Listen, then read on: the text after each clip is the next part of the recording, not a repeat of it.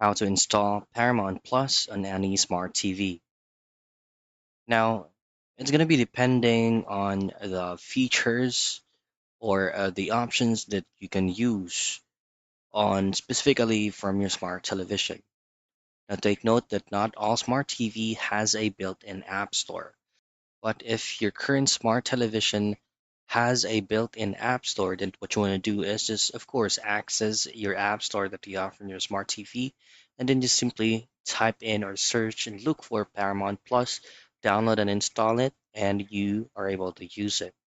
However, if your smart TV is not capable of downloading third-party applications, your second option is to use a USB stick.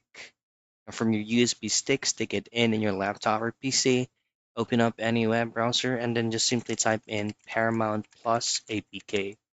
This is where you can manually download an APK, uh, clicking and dragging it into your USB stick. And once you've successfully um, copied out the file of Paramount Plus, ensure that unknown sources of files that from your smart TV is turned on so you can install it without any problems. And that's it. That's how you install Paramount Plus on any smart TV.